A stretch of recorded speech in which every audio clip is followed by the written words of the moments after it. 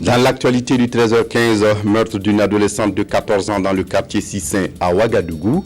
Le corps de la victime a été retrouvé sans vie dans sa chambre dans la nuit du 22 au 23 mars dernier. Que s'est-il passé? La gendarmerie burkinabé enquête. Et puis la police et la gendarmerie décidées à débarrasser la région de l'Est du Burkina de ces bandits de grand chemin. Elles mènent conjointement depuis le 17 mars dernier une opération anti-criminalité dans la région pour un effet dissuasif mais également répressif. Et pendant ce temps s'ouvre ce lundi à Ouagadougou le forum de haut niveau sur les stratégies et les politiques de sécurité en Afrique. Et puis en Centrafrique, les rebelles du Séléka prennent Bangui et le président François Bozizé est en fuite avec sa famille. Mesdames, Messieurs, bonjour et ravi de vous retrouver. À Ouagadougou, c'est la mort d'une adolescente qui défraie la chronique. La victime, âgée de 14 ans, a été retrouvée sans vie dans la nuit du 22 au 23 mars dernier dans sa chambre au quartier Sissin, dans la capitale burkinabé. Alertés, la gendarmerie et 2 magistrats se sont rendus sur les lieux. La victime vivait avec son oncle dans une concession. Il semble que les jeunes filles sont souvent victimes de ces genres d'actes criminels. Nicolas Zigani. Les habitants de Sissin à Ouagadougou se sont réveillés dans la matinée du 23 mars avec un meurtre odieux. Rianata Savadogo, âgée de 14 ans, a été retrouvée morte dans sa chambre par son oncle. Selon les explications et les mobiles trouvés sur place, le coupable aurait utilisé une brique pleine de ciment pour donner un coup mortel sur la tête de sa victime après avoir abusé d'elle dans sa chambre.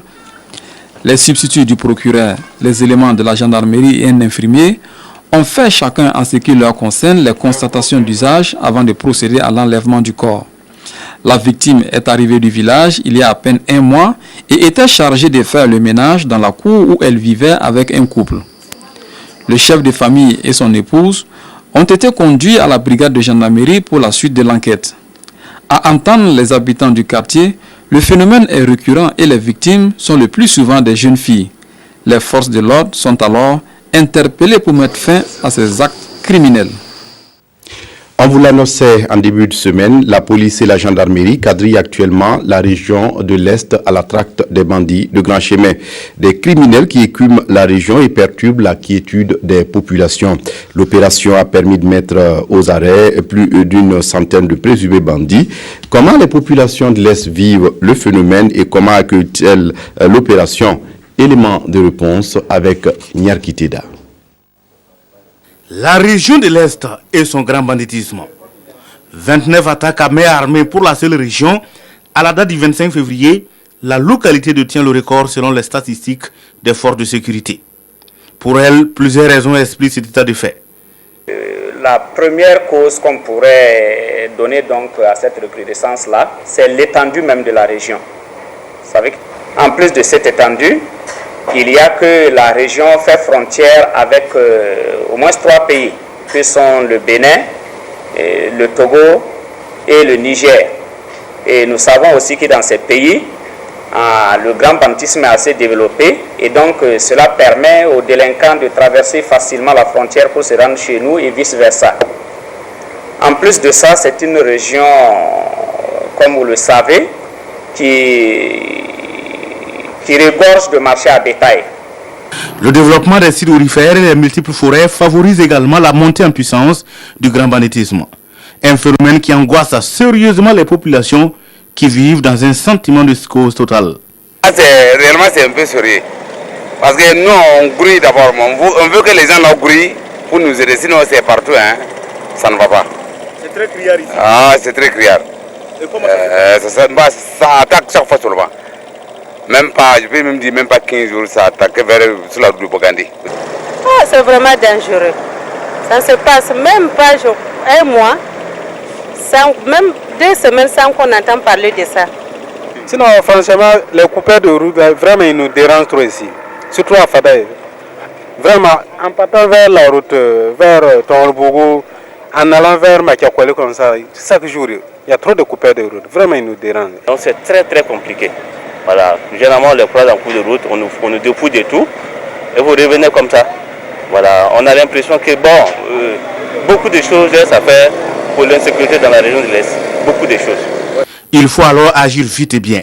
Et l'option prise, une offensive contre les délinquants dans la région de l'Est. Une mission conjointe police-gendarmerie pour ratisser la harche, même dans les zones les plus difficiles, comme ici dans la forêt de Kasséré, c'est dans la commune de Matiakwali. Nous sommes là dans l'attente des bandits de grand chemin qui, à la veille du marché à bétail de Tamalbougou, ne cessent de braquer les marchands qui partent avec leur bétail au marché le mercredi. C'est une forêt dangereuse, nous a-t-on dit. Le soleil va bientôt se coucher et les éléments doivent y passer la nuit. Sur la route nationale 18, allant Pada à Paman jusqu'aux frontières du Togo et du Bénin, une autre équipe est positionnée à Biougou. Son rôle est très déterminant. C'est l'un des axes les plus criminogènes de la région de l'Est qu'on va dire du Burkina. Et actuellement, notre position sur l'un des sites les plus attaqués. Et actuellement, nous sommes en opération de sécurisation depuis le dimanche 17. Au carrefour de Diabougou, après Kompienga, une équipe de gendarmerie veille au grain. Ici, les attaques sont très fréquentes. La gendarmerie effectue des fouilles de sûreté, surtout Ijazé de la voie. Nous avons beaucoup de producteurs de coton. Et très important parce que nous sommes dans une zone quelque peu cotonnière de la Sokoma. Et tout récemment, ils viennent justement d'avoir les sous réservés justement au prix de leur labeur, à tel enseigne que tout le temps on est obligé d'être ici présent parce que tout le temps c'est là que les attaques se produisent. Le 34e régiment inter-armes basé à Farangourma est également sollicité pour cette mission conjointe. L'armée de l'air aussi, car l'ampleur du phénomène en vaut la peine. Ici, non loin de la frontière du Togo, les militaires participent aux côtés de la gendarmerie à la patrouille, alors que l'armée de l'air est sollicitée pour le déploiement des éléments sur le terrain. Elle joue également un rôle prépondérant dans la localisation des malfaiteurs. Par cette mission conjointe, le ministère de l'Administration territoriale et de la Sécurité est déterminé à faire reculer le grand banditisme dans la région de l'Est. C'est pour ça que nous commençons par des opérations musclées déjà pour taper sur le mal. Et on continuera donc avec les autres problèmes comme le renforcement du dispositif sécuritaire en personnel, le renforcement en logistique et la révision même de tout le maillage sécuritaire. Pour avoir une belle cartographie donc, du dispositif de sécurité de la région de l'Est, parce qu'il y a des poches qui ne sont pas couvertes. Cette mission qui dure maintenant une semaine a permis d'interpeller 90 présumés délinquants, dont plus de 30 étaient activement recherchés par la police et la gendarmerie. 66 engins, des armes à feu et des armes blanches ont été également saisis. Et puis demain lundi s'ouvre à Ouagadougou un forum de haut niveau sur les stratégies et politiques de sécurité en Afrique. La cérémonie officielle d'ouverture de la rencontre est placée sous le haut patronage du Premier ministre du Burkina Faso. À l'occasion, le directeur général du protocole d'État convie les personnalités invitées à Azalaï Hôtel Indépendance à Ouagadougou le lundi 25 mars 2013 à partir de 7h30. Le directeur général précise que l'heure limite d'arrivée est fixée à 8h30. La production de pommes de terre dans le Loroum croît d'année en année de 880 tonnes en 2003. La production atteint 2100 tonnes cette année. La pomme de terre à Titao, la fête de la pomme de terre à Titao, le chef-lieu de la province, y est certainement pour quelque chose. La 11e édition de la fête n'a pas dérogé à la règle. Ce tubercule a été célébré encore. Abdelaziz Yadjibou. Si la pomme de terre demeure encore une denrée rare, très prisée dans certaines provinces du Burkina, dans le Loroum par contre, sa production se transmet de génération en génération. Elle constitue une arme redoutable contre la faim et la pauvreté. La moisson est abondante cette année avec des rendements de 2130 tonnes pour 111 hectares de superficie exploitée. Un exploit qui efface le triste souvenir de l'année dernière qui s'était traduit par une réduction à hauteur de 22 hectares les surfaces emblavées et cela du fait de la mauvaise pluviométrie. Un sous-secteur pourvoyeur de revenus que les différents acteurs impliqués se battent pour promouvoir à travers des activités comme cette foire qui souffle ses 11 bougies.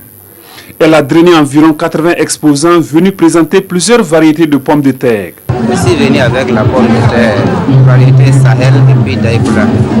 Deux variétés. Donc les deux variétés ont bien donné, mais c'est Daïkoula qui a donné plus que Sahel. L'étape de la production gagnée, c'est l'équation de l'écoulement qui demeure.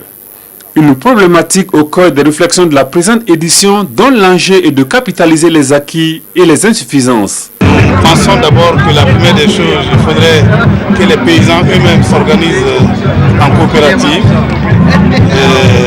et qu'il y ait un comptoir de vente comme l'a bien signalé le ministre de l'Agriculture. Et je pense que quand nous arrivons à évaluer l'offre disponible, il est plus facile de prospecter je vais dire les acheteurs. Si la filière constitue une réponse au choc climatique que vit le Loroum, elle demeure cependant confrontée à une mauvaise organisation des producteurs, mais aussi à une diminution constante de la ressource eau. À 11 ans, nous sommes à notre 11e édition. Il y a une amélioration au niveau de la production, mais il n'y a pas une amélioration au niveau de la conservation. L'eau dont les producteurs parlent, c'est l'eau du barrage de Titao. Il y a plus de 60 ans, ce barrage n'a jamais été curé. Il est bien vrai que c'est un vieux barrage, mais s'il y a une solution qui puisse enlever, diminuer un peu la terre du fond du barrage, je pense qu'on aurait un volume d'eau très important. Dans une région apparemment où les conditions, où l'environnement ne semble pas être favorable, on arrive à faire une production maraîchère aussi importante que la pomme de terre. Et je pense qu'il faut que nous comprenions que nous ne pourrons pas atteindre l'autosuffisance alimentaire si nous nous basons seulement sur les cultures ordinaires qui sont faites en saison pluvieuse. Il faut développer les cultures de contre-saison parce qu'il y a énormément de possibilités. Le gouvernement, pour sa part, va également jouer sa partition. Nous verrons ce que nous allons faire pour permettre donc à la production de la pomme de terre dans cette région d'avoir encore des débouchés beaucoup plus importantes qu'elle l'est aujourd'hui. Pour un plein essor de la production maraîchère dans la province, l'État promet l'aménagement de 197 hectares sur les bordures du barrage d'Andekanda. Une initiative qui va sans doute booster la production de la pomme de terre qui est passée de 880 tonnes en 2003-2004 à 2130 tonnes cette année. À Yako, dans la province du Passoré, la date de la prochaine édition de la foire régionale du Nord est connue. C'est ce 29 mars 2013 où l'occasion sera donnée d'exposer les potentialités de la région du Nord. Hier, le ministre du Commerce était sur l'aire d'exposition de la foire. Objectif, constater l'avancement des travaux d'infrastructure. Drissa Seré. C'est sur cette aire aménagée aux abords du marché central 6 au secteur 5 de Yako que se tiendra la foire régionale du Nord. Sur l'aire d'exposition, le temps presse. Il n'est plus question d'observer un quelconque temps mort. Les ouvriers travaillent à feu continu pour livrer l'ouvrage dans les délais. Grâce à la subvention de l'État chiffrée à 250 millions de francs CFA, 3 blocs de 12 boutiques, des étals, un portail central à l'entrée principale, des terrassements ont été réalisés ainsi que l'électrification de l'aire de la foire. Le chantier présente une bonne physionomie. Les derniers coups de pinceau mettront un terme à la phase de finition. Le start que vous contactez actuellement, ça nous laisse des retouches à faire. Donc, fin des journées de demain, je pense que tout sera livré. On n'aura pas grand chose à dire. Actuellement, tout est fini. Les tracements, les constructions, tout est fini. Actuellement, vraiment, on peut utiliser comme on veut. L'état d'avancement des travaux, le scénario de la cérémonie officielle, le ministre du Commerce examine de façon minutieuse, détail par détail, tous les aspects entrant dans la bonne tenue de la foire. À une semaine de la date fatidique, le comité régional d'organisation s'est dit confiant. C'est vrai qu'aucune une organisation de cette ampleur, on ne peut pas dire qu'il n'y a pas de difficultés. Il y en a eu, mais avec la venue du ministre ce matin, je pense que nous sommes comblés, nous sommes soulagés, parce qu'un certain nombre donc, de préoccupations relativement à l'électrification de l'aire de la foire, relativement à l'ouverture des voies qui n'étaient pas donc prévues, le ministre a bien voulu donc accompagner la commune dans la réalisation donc de toutes ces tâches. À l'étape actuelle, le constat est encourageant. Au plan national et régional, le comité d'organisation a bien tenu ses engagements. La foire de Yako va innover en ouvrant un salon de la tomate. Alors, j'ai vu les infrastructures actuellement, je voudrais vraiment me réjouir parce que ce soit les boutiques, que ce soit les étals, vraiment j'ai vu du bon travail et je voudrais féliciter vraiment le PDG de Sol Confort qui a eu vraiment ce travail parce que vous savez que la foire était prévue pour une date peu rapprochée et nous ne sommes pas fait peur. Il a accepté de nous accompagner et il a fait beaucoup d'efforts. Aujourd'hui, nous avons un bel ouvrage. Je voudrais seulement demander qu'après la foire, les populations de Yako, les opérateurs économiques, les producteurs puissent entretenir ces ouvrages et que ça serve à la localité. Et ce serait une occasion aussi pour la région d'avoir de nouvelles infrastructures. Satisfait du niveau d'exécution des travaux, le ministre a convié le comité régional d'organisation à une rencontre ultime. Occasion de féliciter et encourager les membres à surmonter les difficultés liées à l'organisation de cette manifestation d'envergure nationale. Le gouvernement burkinabé, dans sa volonté de renforcer la surveillance communautaire sur les performances des communes, a décidé de travailler avec l'ONG SOS Sahel International dans la région du Centre-Nord. Avec le pacte, le programme d'appui aux collectivités territoriales, l'ONG vient de lancer un projet pour aider les populations à mieux jouer leur rôle de veille dans la décentralisation. Pour plus de détails, je vous invite à suivre ces explications. Cette assemblée est majoritairement composée de maires des communes de la région du Centre-Nord. La plupart d'entre eux n'ont pas encore pris service, mais ils sont présents à cet atelier pour prendre connaissance du programme d'appui aux collectivités territoriales PACT, un programme financé par la Banque mondiale pour faciliter la mise en œuvre du CESMOD. C'est un programme décennal, mais dont la première phase se termine en 2016.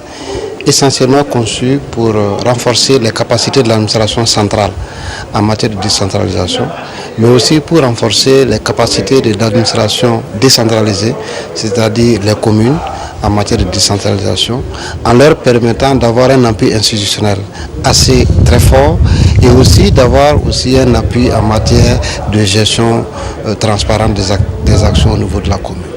La mise en œuvre du pacte dans le Centre-Nord est confiée à SOS Sahel International, une ONG qui évolue depuis une vingtaine d'années dans cette partie du Burkina.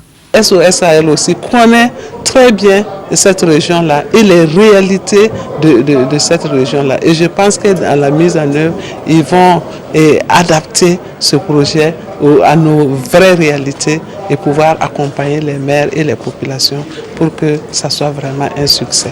La rencontre de Kaya a permis à SOS Sahel International de discuter certains points de son plan d'action avec les élus locaux. Il y a tout un programme sur la participation citoyenne que notre organisation va développer au niveau de chacune des 28 communes pour que les citoyens progressivement s'approprient vraiment des questions donc de développement, des questions de démocratie.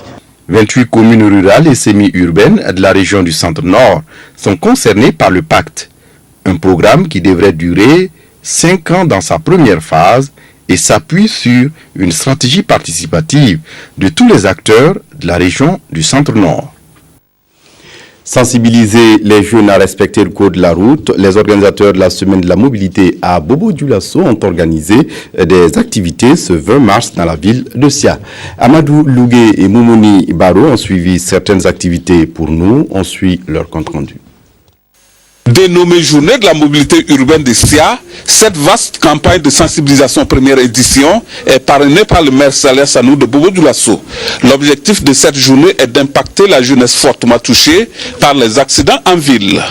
Vraiment que les statistiques baissent, c'est ça aujourd'hui mon combat. Qu'est-ce que je peux faire pour que ces statistiques diminuent de jour en jour?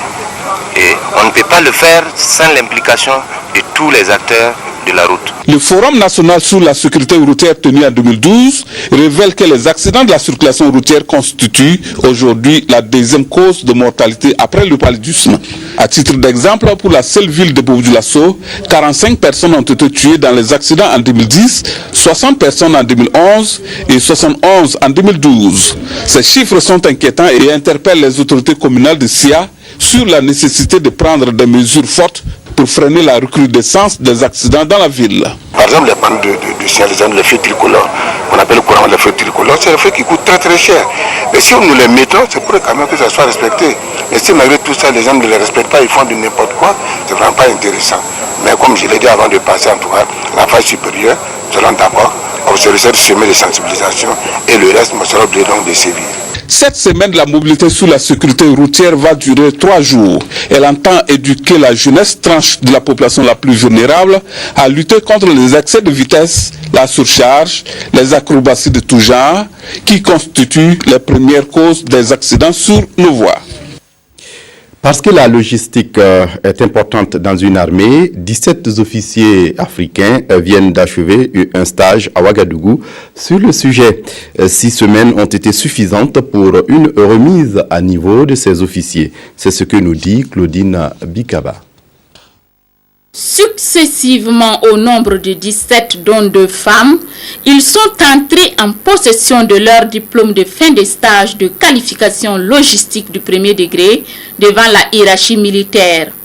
Un diplôme qui vient sanctionner 6 semaines de formation théorique et pratique à l'école militaire technique de Ouagadougou et MTO. Eux, ce sont des officiers de l'armée issus de 13 nationalités africaines qui sont venus bénéficier de l'expertise burkinabé à l'EMTO, école de formation d'excellence sous-régionale en matière de logistique et de maintenance des matériels. Quand il y a un conflit ou une crise quelque part et que les militaires y vont, il y a une préparation longue et solide qui se fait avant l'engagement. C'est la préparation logistique. Je veux parler de la santé, de l'alimentation, des transports. C'est ça la logistique. Et pour avoir de bons soldats en temps de crise, nous sommes amenés à les préparer en temps de paix. Une formation intense alliant théorie et pratique permettant une interaction tactique et offrant un espace de brassage culturel. Ce diplôme désormais nous permet de soutenir nos forces de nouveau groupement interarmé ou de niveau division en matière de logistique. Au cours de ce stage, nous avons appris des connaissances nécessaires à la coordination des actions logistiques. Et puis, on a aussi pris connaissance avec nos amis d'Afrique aussi. L'objectif visé étant de mettre à niveau ces logisticiens, le parrain a demandé à ses filleuls de garder bien ce qu'ils ont appris pour pouvoir les mettre en pratique une fois de retour dans leur pays. En rappel, l'EMTO a formé jusque-là 1392 stagiaires depuis sa création en 2000. Et cette 6e promotion a choisi pour marraine Miss Burkina. En religion, l'Alliance chrétienne du Burkina célèbre ses 90 ans, un anniversaire qu'elle compte célébrer dans la simplicité mais avec beaucoup d'originalité. Moumouni Barou. 1923-2013, l'église de l'Alliance chrétienne, une église, une histoire, une vision. L'Éternel a fait pour nous de grandes choses, nous sommes dans la joie. C'est sous ce thème que l'église de l'Alliance chrétienne du Burkina Faso commémore ses 90 ans d'activité, 90 ans de la foi chrétienne, 90 ans de souvenirs. Durant cette période, l'église s'est investie dans plusieurs œuvres sociales, entre autres la promotion de l'éducation, de la santé, de la sécurité alimentaire, en vue d'améliorer les conditions de vie des populations. Aujourd'hui, c'est le moment de rendre grâce à Dieu pour ses bienfaits et prendre de nouvelles résolutions. Pendant ces 90 ans, nous avons vu vraiment la main du Seigneur. On a fait en matière d'évangélisation, vous savez, les premiers missionnaires quand ils sont venus, c'était très difficile. Ils ne comprenaient pas la langue et puis le peuple ne savait pas de quoi il s'agissait. Vraiment un travail difficile. Et après 90 ans, nous l'avons dit, nous avons donc les églises, un peu, en tout cas dans la partie ouest du Burkina, à tous les niveaux, dans les différents villages, nous avons donc des communautés et nous voulons dire merci aussi. Le bilan est positif. Le patron de la cérémonie, Soumalo Apollinaire Ouattara, ici représenté, a manifesté son soutien à l'église de l'Alliance chrétienne et l'a encouragé dans ses actions humanitaires. Le président de l'Assemblée nationale a tenu vraiment à leur marquer ce soutien et exprimer sa reconnaissance à cette communauté qui, avec les autres communautés d'ailleurs, travaille dans la symbiose. Et c'est ce qui est important pour la paix dans notre pays. Au nombre des activités commémoratives, les fidèles ont été témoins de l'inauguration d'un centre de santé à Sarfala, au secteur 17 de Bobo-Dioulasso. Environ 50 millions de francs CFA ont été mobilisés pour ériger cet édifice grâce à une contribution financière des fidèles de l'église et également des partenaires extérieurs. De leur côté, les chrétiens baptistes de Kyogo Kandanga dans le Koulpéogo peuvent désormais louer le Seigneur dans une église nouvellement construite. La bâtisse vient d'être dédicacée cette semaine en présence de Sylvestre Da. Une communauté en fait est là. Nous sommes à Kyogo Kandanga dans le Koulpéogo. Les chrétiens évangéliques baptistes rendent grâce à Dieu de leur avoir permis d'avoir une église. Désormais, c'est dans cette bâtisse équipée qu'ils pourront organiser leurs différentes activités de foi. L'œuvre est de l'association des églises évangéliques de l'Est et du Centre-Est. L'église est dédicacée en même temps que 5 autres, toutes offertes par l'association à l'Union régionale des chrétiens évangéliques. Quand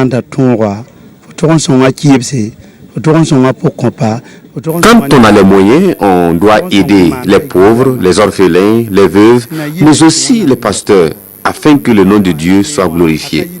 Notre association a été créée il y a seulement 2 ans. Nous sommes déterminés afin que la parole de Dieu soit répandue et connue à l'Est et au Centre-Est. Nous prions Dieu qu'il nous aide à pouvoir étendre notre action dans tout le Burkina. Le rituel de dédicace est conduit par le président de l'Union des chrétiens évangéliques. Rituel marqué par des prières et louanges, par la remise des clés aux pasteurs des 5 églises et leur consacration solennelle. La dédicace d'une église représente simplement la consécration de cette église au Seigneur. Nous la bâtissons, mais nous la bâtissons pour le Seigneur.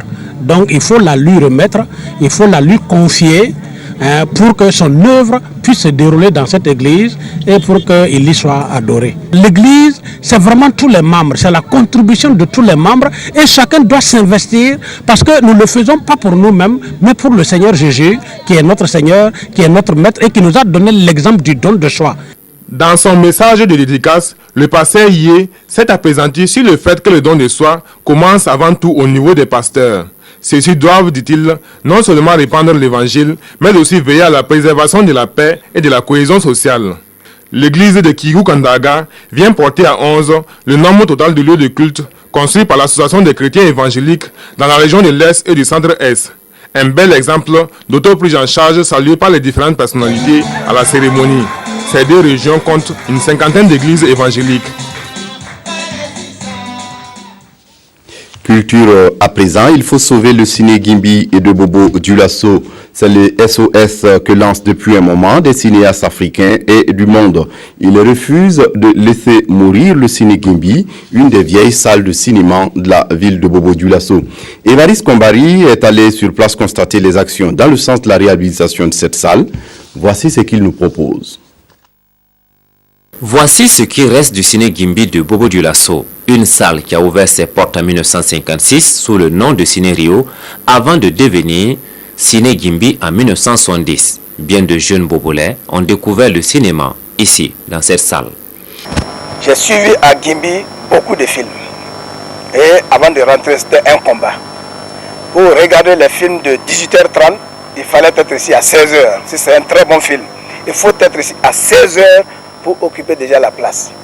Et nous, on se battait ici pour regarder les films. Autrefois, Bobo-Dioulasso comptait une demi-dizaine de salles de cinéma. Aujourd'hui, toutes ont mis la clé sous le paillasson, excepté le ciné Sayon. Dans un état de délabrement avancé, le ciné Gimbi continue de résister tant bien que mal aux propositions d'achat des commerçants. En fait, ça appartient à un privé, la famille Touré, j'allais dire. Semble-t-il, ils avaient été approchés par des opérateurs économiques qui voulaient en faire un hôtel. Ils ont posé un niet. Il y en a qui les ont approchés pour en faire une gare routière. Ils ont posé un niet. Ils ont dit que, en fait, s'il y a quelqu'un qui a besoin de ciné Gimbi, si ce n'est pas pour faire du cinéma, ils ne vendraient pas leur salle de cinéma. À Bobo-Dioulasso, des cinéastes et des passionnés du 7e art, réunis au sein de l'association de soutien du cinéma au Burkina Faso, refusent de laisser décapiter Gimbi. Ils ont lancé le projet « Il faut sauver le ciné Gimbi ». J'ai rassemblé autour de moi un certain nombre de collaborateurs, de collègues et d'amis, et on s'est dit il faut qu'on fasse quelque chose. Donc on a commencé à créer un réseau de soutien international au Burkina et ailleurs. On est allé voir notre ministre de la Culture, Baba Ama, qui nous a tout de suite donné son feu vert. L'idée aujourd'hui sur le périmètre du ciné Gimbi, qui fait 917 mètres carrés à Koko, dans le quartier populaire de Koko, c'est de faire 2 salles. Une petite salle et une grande salle fermée. Une petite salle de 156 places, une grande salle de 306 places. Il faut ramener la vie sociale du cinéma qui est dans la salle. Et notre projet veut que cette salle-là soit réouverte, mais qu'elle dépasse la vocation d'une simple salle pour devenir un centre culturel. Après avoir laissé mourir Rialé et Oubri à Ouagadougou, les Bouboulais refusent de laisser mourir la princesse Yenenga. La princesse Gimbi. Après 8 longues années d'absence, le phénoménal Solodia Kabako signe son retour sur la scène musicale avec une nouvelle production discographique intitulée Baramousso. Ce 22 mars, les journalistes culturels et les proches de l'artiste ont eu le privilège de déguster au Jardin de la musique Remdogo les 12 titres qui comptent l'album. L'artiste les a même gratifiés d'une prestation en live de 3 chansons. Oumou Sissé et Jacques Talpaga nous présentent l'album.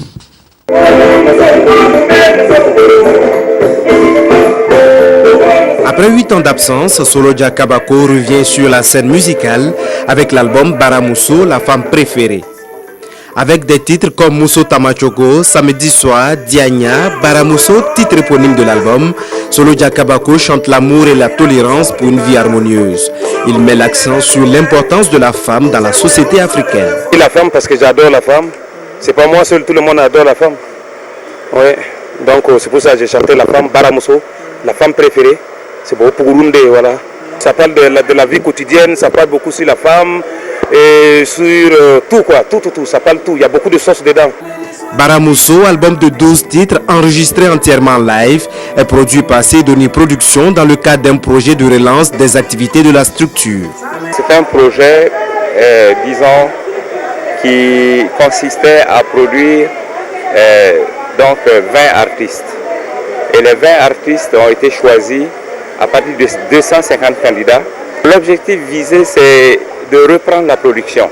De son vrai nom, Souleymane Koné, Solodia Kabako est auteur de 9 albums. De Burkina cubain, son premier, à Baramousso le dernier, Solodia Kabako est resté fidèle à son registre musical qui est la musique mandingue aux variantes reggae et salsa, et les thèmes abordés sont toujours en relation avec les préoccupations des femmes.